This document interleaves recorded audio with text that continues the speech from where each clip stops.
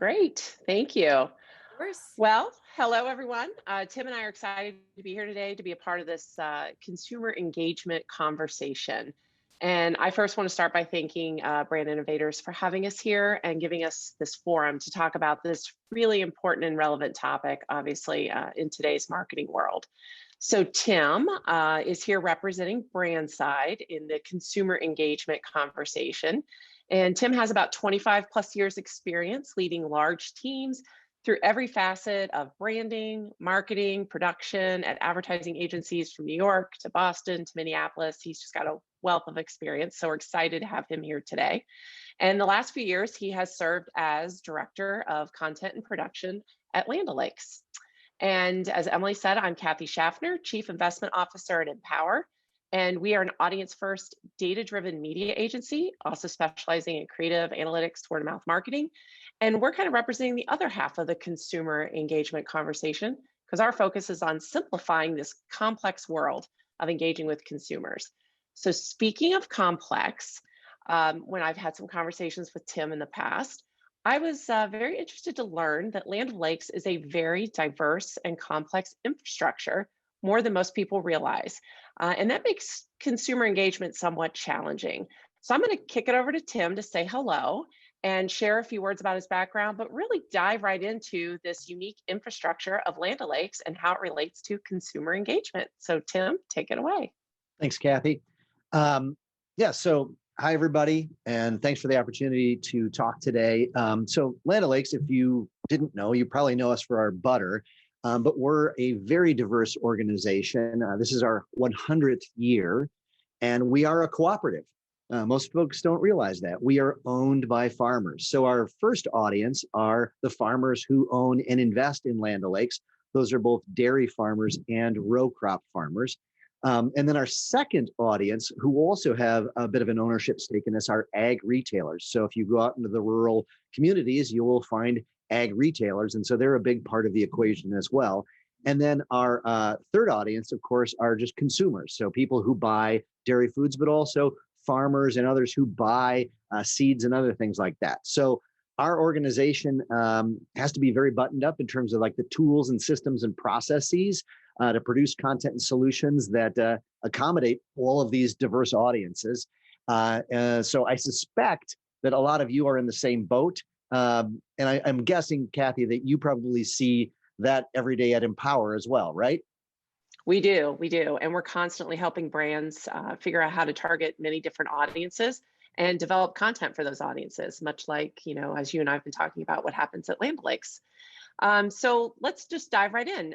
Tim, I'm just really curious to share with the folks listening today, outside of the typical organizational challenges that, you've kind of described with the different audiences of being a cooperative, how would you define the biggest challenge you see marketers facing today? And drawing on all of your experience, what advice would you have to help them solve it? Yeah, so I like books and I like reading about marketing. And the topic that's had the biggest impact on me as a marketer, as an advertiser, as a writer is behavioral economics. So the work of folks like Daniel Kahneman and Rory Sutherland. And Rory, who wrote this great book here. If you haven't read Alchemy by Rory Sutherland, highly recommend it.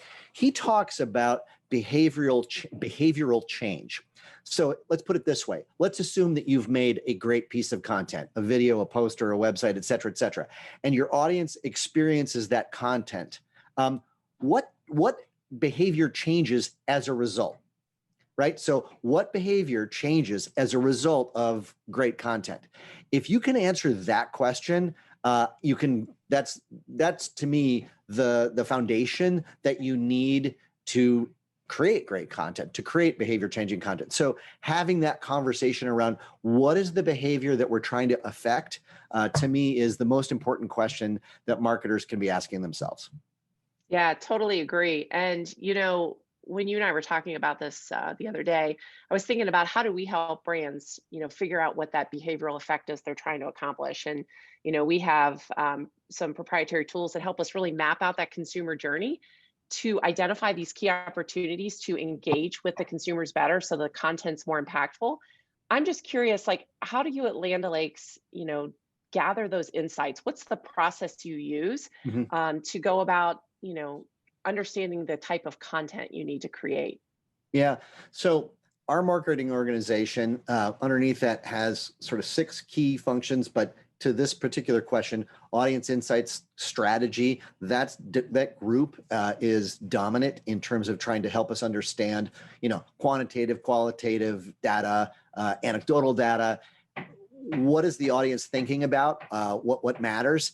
And then we have a rather robust marketing operations, kind of the tech stack, and Hmm. those folks can look into web traffic, social traffic, and merge those things to help us get a sense of, well, what is working, what can we measure. So having both kind of like traditional consumer insights and then the data and analytics side of it working together, that's the mix that we employ. And of course, those also include our external agency partners as well. So depending on the campaign, depending on the project, external partners are going to bring in their expertise, and we're going to utilize the expertise that we have internally to create a valid solution. Yeah. So you said something really interesting there when you talked about data. And I know, data is at the core of everything that we do for brands we work with. And we know that the importance of leveraging that data to be able to understand where to place that content is so key. And that's important in that consumer mapping journey. So you use the data, you get the insights, you create the content. What's your approach to amplification of that content? Kind of the similar thing, which is to say, we know which channels work best. And so, Hmm. hey, this idea seems to be taking off, right? Why is it taking off, right? Being curious about, we had the original strategy that made us think it would take off, and then it is taking off. Is our rationale consistent? Or is there some new indication in the market that's causing a piece of content to flourish, et cetera, et cetera? So you're kind of constantly asking why, like, why is this working? And then looking at your channels and saying, hey, if we put extra money in that channel or that channel, would it help? Because there are ways of amplifying things where essentially, like, you're going to spend money, but nobody's going to see it, or not the right people are going to see it. So we're kind of in this process of always asking why. We have in-house like mini marketers. We've brought a lot of marketing in-house, a lot of media buying in-house, but we work with our external partners as well. So to the amplification question, it's about asking, how do we know that if we try to amplify it will work, and then which channels are the best ones to look at? So do you kind of feel like you're always in this perpetual test and learn, add more, read what's happening? Yeah. Yeah, let's think about this. Like, prior to the internet, this is like, thanks internet, like prior to the internet, and I'm old enough to remember like making a campaign, shipping all the stuff, and like, hey, we get to go on vacation for a couple of weeks because it's going to hit media and we aren't going to get results back for months, right? Versus today, you ship something, pretty much moments later if it's working or not. And so that change, that shift, causes all of us to like have to behave and act differently, right? And so kind of asking why continually, feedback loops are hugely important. Okay. So when you're looking at the amplification process, like, how are you guys staying on top of the trends and the current social listening aspect of what you're hearing, particularly with that diverse audience that you have, from the farmers to the end consumer? Right. How do you do that process? So these questions would be best directed at some of my colleagues who do exactly these sorts of things day in and day out. But the short answer is hire young, curious people, Yeah. hire digital natives, hire people who are in Instagram all the time, or in TikTok, or whatever the Clubhouse, whatever the platform is, people who are passionate about those platforms. I'm always excited when we have folks on the team who are like, hey, we want to get this brand engaged, or this part of our this part of our organization engaged in a new platform. Let's try stuff. So to me, it's about having enthusiasm, but also recognizing, like, there are established platforms like Twitter or Instagram, and we kind of know what works. We kind of have Mm-hmm. a good sense of the techniques, the templates, the approaches that will work. So let's start there, but also be willing to experiment and to try. Yeah. We do that approach a lot. And we've also developed this thing we call Culture Tap, which is really interesting because it allows us to do what you're talking about in a little bit more of a real-time moment aspect. Because to your point, uncovering those trending content topics and themes and being able to deliver that content more real-time versus maybe some, after the moment has passed, really, really gives you some good insights into that type of content you should do future development on. So yeah, that's really interesting. Again, it's just back to that perpetual test and learn that you talked about. Well, here's the important thing. I think that leadership of organizations has to kind of want that, has to embrace, and our CMO is like all about that. Like, what's the pulse? What's happening right now? And there's certain trends and certain pulses that, we're mostly B2B. A lot of the purchase cycles for things that we do outside of dairy retail are longer, acquiring software from us to manage your field. That's not an instant purchase. You're going to think about that for a while. So, but there are, trends and pulses that our comms team are looking at, and we're constantly trying to be more nimble, to be more iterative in the moment, and to recognize that, sometimes that makes sense for a brand like ours. Like when the butter emoji came out, Yeah. we knew that the butter emoji had been approved. We just didn't know when Android and Apple were going to launch it, like which updates they were going to launch it with. So kind of being ready for things like that is important. And then having, I think, again, leadership that's saying like, I want us to be reacting in the moment when it makes sense. So yeah, that's kind of the way we think about it. Cool. So I know I've had an opportunity to view some of the great content that you've created, and I think it would be really fun to share a relevant piece of content with the audience, and just kind of have you tell the backstory about why it was created, why it was successful. And I know it's always a little dicey to share, streaming content on one of these Zooms, but I think if we can pull it off, I think it would be a good story for our audience. So the backstory is talent acquisition. We recruit heavily from a number of different colleges in both like the coding, technology side of things, as well as, field reps and marketers, et cetera, et cetera. And when our talent acquisition people, when we talk to them about, what isn't working, we get the typical problem, which is like most college kids look at Land O'Lakes and they go, a butter company, right? like they don't know, right? And so, hey, could we have a piece of content that would help break that stereotype? And if COVID hadn't occurred, we would have approached this in a very different way. We probably would have spent real dollars on it. But because of COVID, because everybody's remote, because everybody's got these things, the approach was like, okay, can we identify 30 or 40 employees across the country to each record a bit of this entire narrative, this script that we wrote together. So this piece features a bunch of employees kind of going through a script and trying to help people empathize and kind of be surprised by what we do at Land O'Lakes. And hey, maybe consider working for us. So I'm going to hit this thing. Optimize. You got to hit the optimize for video clip. That's what I've been told.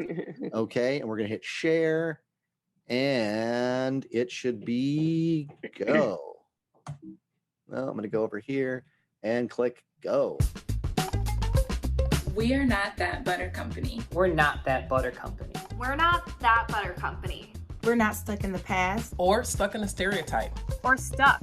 Period. Period. Period. Did you know we are actually a cooperative? We report to farmers. Farmers. Not Wall Street. Our jobs help American farmers do theirs.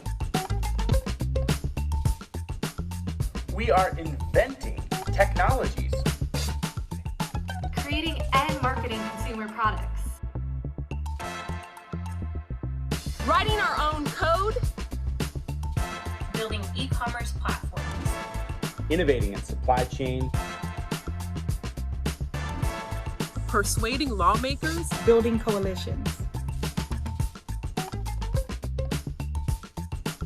We have more than 8,000 employees in all 50 states and across 50 countries. We're helping farmers sustainably feed the world. Sustainably feed the world. And supporting the communities in which they do it. We're feeding human progress. Maybe you should join us. Maybe you should join us. Maybe you should join us. Maybe you should join us. All right, there you go. That was great. Maybe you should join us. If that doesn't make you want to go work for Land O'Lakes, I don't know what does. So, and I hope. anyone who leaves this call thinking that you're just a butter company, just to pay attention, that's awesome. And we're hiring. So just look on the LinkedIn. We are hiring in a bunch of areas in marketing right now. Yeah, that's awesome. Yeah. So you mentioned, and before you showed the clip, that there's been a lot of things that have changed and challenges with the pandemic and, when COVID hit and what's happened in the past year. I'm curious, what have you been able to solve for? But more importantly, what solutions do you think that, things that you've changed and done that you think are here to stay? And as you come out of this, won't go away? Right. I think the first, let's call it a prediction, is that the whole remote work from home as a valid option, sold, done. I know organizations have realized, hey, this can work. In the right context and for the right things. This kind of an approach, the mess that is my desk, it's okay. I think that case is closed. And so I think the smarter organizations are going to allow employees to work more flexibly. You bring your best self the best way you can. So I think that's there. And if that's true, then for our organization, I think that video empowered employees, and I'll give you an example in a second, I think are here to stay. So we have hundreds of salespeople all over the country. And because of COVID, they couldn't meet at the farm gate. They couldn't spin up a sales presentation in a cornfield or in the local Holiday Inn around animal nutrition or agronomy, et cetera, or even like food service. What do you do when there's domain expertise here that needs to get out there? Well, then employees go, I got one of these things, or I've got a GoPro. And so over the course of the last year, we've been training employees to be videographers. So that's teaching them how to think about content, how to present content. Because if I have a sales pitch or a presentation about a specific technology, it's very different if I'm doing it in person and I've got my PowerPoints behind me than if I have to record it with my phone in my garage. And so helping people think through strategy of content delivery to the black eye of a camera is one thing. Helping them think through what's the B-roll and hey, if you want to show a piece of equipment, well, you could film that and do the voiceover later, right at your desk. Thinking about those things. And then also thinking about editing and understanding all of that. So we've got, I'll give them a lot of credit. We've got people who, when they were hired, 10, 15 years ago, it didn't say videographer in their job description, but they're picking it up, and in some cases it's like, hey, teenager, can you help me figure this out? So we've got a number of folks, again, in food service, in agronomy, animal nutrition, who have picked up the tools. And in a lot of cases, they're telling us, it's like, I don't want to give these tools up. As an example, if you're a sales technician and you have the opportunity to meet with, let's say, 50 people in a ballroom to talk about whatever it is you want to talk about, that's great. But what if I could give you 2,000 customers and you do it from home through a Facebook Live event? Most of the salespeople are going to go, I'll take the latter. And so we're discovering that, video enabled employees are just going to be huge, especially in B2B selling contexts moving forward. Well, I think certainly in the industry, there's going to be a lot of things that, don't go back to the way they were because Right. we've all been charting our new normal, right? Yep. I mean, even in, the media industry, and we think about just how consumer behaviors have changed and, how it is no longer about the device that Yep. you're consuming content on. it just becomes a very device agnostic world now, and I don't think that's ever going to change. And it sounds like you guys are preparing for that as well. Yeah. And then also it's going to become source agnostic, right? So as you put content out there, it's not going to matter to the end consumer or to the provider of the content, right. How that person is receiving it, right? Agreed. So yeah, lots for sure that are going to go back to the new normal. So talk a little bit about specifically to your business. What predictions do you have in your space? I mean, as a cooperative, like what things are going to change for you as you look into the future? Well, in sort of two words, rural vitality. Okay. When you think about, and this has an application to sustainability and stewardship, as well as just the economic security of the United States. If our farmers and their communities aren't secure, then what happens to the rest of us? Where does the food come from? Mm-hmm. So one of the big initiatives that we're involved with is called the American Connection Project. You can Google that. It's a partnership with hundreds of other organizations, Microsoft, the Mayo Clinic, et cetera, to look at issues including rural broadband. So most of us, if we're in a city, have great access to broadband. But if you live out in the boondocks, you might not. And that lack of access is affecting healthcare, it's affecting education, which then have a detrimental impacts on farmers. And again, we're owned by farmers, so we care about those things. So I see kind of the realization that we're all connected, and that some of us could benefit from greater resources. So American Connection Project is an area where we as an organization are putting a lot of time and effort. Okay. How important is it? And I know we've talked a lot about it, so I think we can see some of the relevant importance, but how important is it that consumers understand that you are more than just that butter company and that you are cooperative and the work that you do with farmers, which when we spoke was just so fascinating to me. I mean, as an end consumer, I had no idea. So how important is that going forward for your company?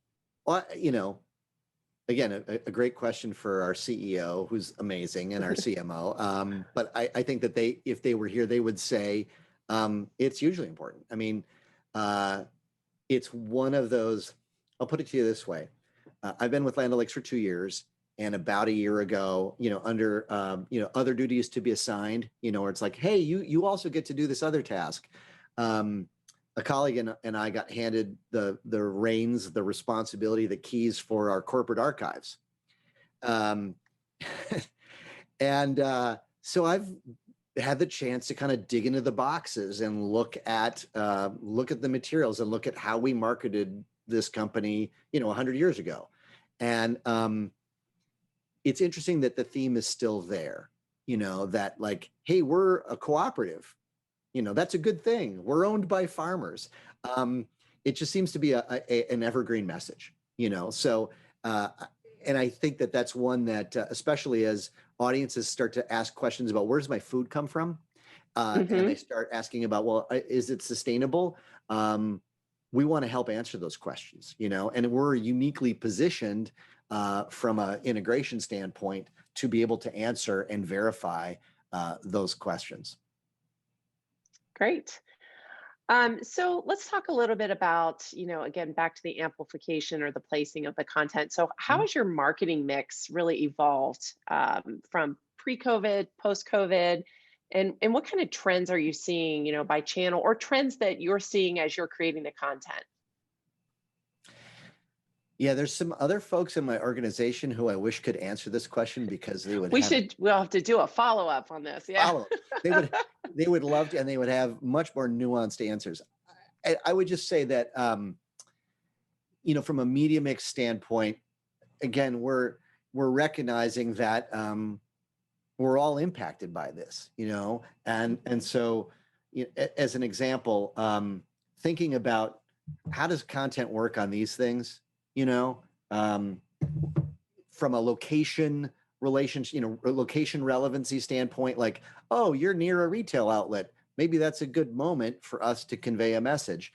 To also just thinking about how do we ensure that content works on devices and in environments where you don't have broadband, right? So it goes back to that question we were talking about earlier. It's like, how will we know? How will we know it works? And what's the behavior we're trying to affect? Those questions are fueling kind of our responses to media mix and media strategy. How important is it as an organization, your connection to charitable causes or the message of the philanthropy message? I'm thinking specifically to a piece of content I know I shared with you that I absolutely love that was created about the women farmers. How important is that in your organization's role of getting your message out and your name out? It's huge. It's huge. I mean, our foundation does amazing work, whether it's, looking at storm damage. We had the big storms in Iowa and that affect farmers in rural communities, or floods that affect, animal owners. And we think about, the Purina, we own Purina Animal Nutrition. So we affect horses and chickens and zoo animals all over the country. How can we help those folks in the cases of natural disaster, or the fires in California? We do a lot around responding to those circumstances, but then also thinking, how can we, from an innovation standpoint, how can we help those who own chicken flocks, those who own horses, be in a position to respond more effectively in a natural disaster? So, we're looking at things like, how can we help animal owners have fencing situations that if it detects a fire, the fence opens so the horses can get out, right? Wow, that's amazing. Yeah, stuff like that. Or we have a chicken coop that will float, right? Because when the water comes, chickens aren't smart enough to fly away, sadly. Yeah. So what if the coop just floats, right? But we're also, heavily involved in ag technology. So working with colleges and university that are, what are the next generation of kids coming up who are inventing all of these new technologies? So we're heavily invested in trying to work with those teams at colleges and universities. And then, you talked about the SheIO spot, which came out one of my favorites on International Women's Day. Yeah, we're big proponents of all of those kinds of things. So I think that, you look at what our foundation does, and we're, again, heavily invested in rural communities, especially. Yeah. Can you talk just a little bit more about, because I found it really interesting, the Purina Pet area of the business and what you do? I mean, you talked a little bit about the innovation piece, but I think most of our audience, those listening, might not really know that part of your business. So can you talk a little bit more about that? So again, going back to consumer engagement and brands. So Land O'Lakes, historically, the dairy business, fairly obvious. We have Winfield United, which is ag. Let's call it ag. It's the easiest way to describe it. So ag technology, ag retail, crop inputs, managing crops throughout a cycle. And then there's Purina Animal Nutrition. So it's everything except for cats and dogs. That's owned by Nestle. So we backyard chicken flocks. My wife informed me that we're going to have one, which is going to be awesome. I think it's going to be over there somewhere. Hey, check out, we have a new backyard chicken flock feed brand called Hen Up Organics. I encourage you to check that out. I'm really proud of the work that the team put in behind that. So we're, chicken flocks, horses. We have a facility down in St. Louis, Missouri, that there are 50, 60 PhDs who are like the smartest people on the planet around how, veterinary sciences and animal nutrition, et cetera, et cetera. So we're deeply involved in that space. And then one of our newest business units is called Truterra.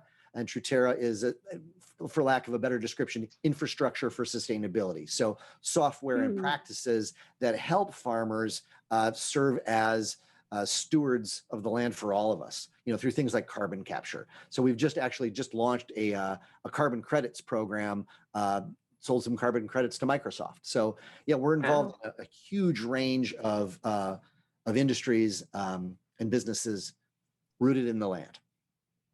That's awesome. That's awesome. Yeah, I think if nothing else, you certainly have demonstrated today that you are more than a butter company. So I think that's pretty exciting. Yeah. So, I think it's about time we have to open up to questions here from the audience. Okay, so talk a little bit more about the efforts that you do around the part of the company that everyone knows that you represent, the butter piece of it. Like we talked a little bit about the ag piece and the Right. Purina Pet. Talk a little bit more about the objectives around the actual butter business. Well, you know, a positive effect from COVID is that people were home baking more. So we've sold a lot Yeah. more butter. We're also, so to the the consumer side of the business, butter, cheese, those are big, important parts of our business, been around for 100 years. But we're also in food service. So when you look at dairy and you think about school cafeterias, hospitals, and especially when you think about COVID, how do we help those sort of, you might even call them warehouse kitchens, right? They have to shift from, we're going to make food that's fresh to eat, to we have to make food that when you take it home and microwave it in your college dorm, it still tastes good. And there's a lot of science and a lot of thinking from a culinary practices standpoint that go into like what ingredients, what proportions, et cetera. So we have culinary scientists, we have chefs, and a lot of them were working from home and using their smartphones and filming content that we could give to, district managers of school cafeterias to help them pivot and adjust. But we're also on the retail side of it. We've done a lot of work to showcase the lives and the importance of farms run by women. There's some really great content that we did in partnership with Tastemade that's been out there on that topic. Great. Okay, here's another question that just came in. How do you recommend heritage brands gracefully enter new spaces and new products? Often consumers are thinking, not another X type company. Yeah. What advice would you give? Yeah, so I'll go back to dairy. Okay. We known for, butter and known for cheese, but we acquired the Cozy Shack rice pudding brand a number of years ago, and that's been growing like gangbusters. People are loving the rice pudding. A lot of this, the answer is partnerships with retail. So we do, obviously, we work with Walmart, and so they might say to us, "Hey, we think you could help us in a certain segment or with a certain audience." And obviously, we're doing that kind of research as well to try to figure out, well, what next? We're looking at plant-based stuff. Of course we are. Why wouldn't we be? And so a lot of it is about inquisitive minds and looking at innovation, either from a market standpoint or a retailer partnership standpoint, to identify like where are the opportunities. Legacy means we know how to do it. Means we have the infrastructure. Means we know how to keep things safe, quality high. We know how to get it to retail. So there are advantages of legacy brands in terms of the infrastructure. To me, the consumers are always going to be open if it looks good and if it tastes great and it meets a promise. So I don't, it's more like we have to give ourselves permission to go out and try. Okay, great. Another question just came in. Do you have a specific demographic base? Anything surprising about your consumers, or is it just a wide range of terms of gender, age, religion, et cetera? I mean, it's particularly interesting when you talk about how diverse you are. Yeah, we kind of talk to everybody, but in different channels. We talk to people, anyone who wants to eat food. Yeah. So we talk to them, right? In some way, shape, or form. And we have a lot of B2B. I would say that our web of audiences and profiles is very diverse, and there's a fair amount of overlap in a lot of them. So it's very topic or situation dependent. Okay, great. Let's see on some other questions here. This one over here. So how do you approach emerging media channels? So we talked a little bit just a moment ago about demographics, but how do you approach emerging media channels and how do they factor into your overall strategy? Yeah. We're a little conservative. Like we're not going to be the first to jump into a platform. Not that we wouldn't want to. I think that we just like to make sure that we're spending, it goes back to we're owned by farmers. We want to make sure that we're spending their dollars effectively. We do personally, I think about the folks across all of our marketing teams. There are people engaging on Clubhouse, and we've got a lot of people on doing their own personal work on TikTok. So we definitely have a curious mindset. But from an official sort of standpoint, we're going to be a little bit more rigorous about, like, let's just take TikTok as an example. Mm-hmm. We're absolutely curious and interested. Have we done anything there yet? No. Will we? Sure. At some point, one of our partners or someone will go like, hey, here's a good opportunity for that. But I think we want to make sure that our organization understands, like, hey, here's this new media channel that you've probably heard about. Here's why it's distinct and why it would matter to us and how we might, leverage it. So we're cautious in the sense that we want to make sure things are organized and that people understand kind of purpose of that new channel as it relates to us before we just go and jump into it. Yeah. Do you find that as an organization, the different areas kind of ebb and flow or rise with the tides together? Or are some areas of your organization a little bit more conservative or less conservative, a little bit more risk adverse than others? No, we're kind of the same across everything. Yeah. Yeah. Good. Okay. So I think that's on the questions that we have. So I have a question for you. Like, what is the, one thing that you would like to leave with our listeners today? I mean, besides the fact that you're not just a butter company, which I think everyone will think of every single time they go to their refrigerator and get, a stick of butter out. But what else would you like folks to know about Land O'Lakes and the work that you guys are doing? Help us boost rural vitality, tell your friends. I think that I've learned so much about how our country works, the part that isn't, an urban area.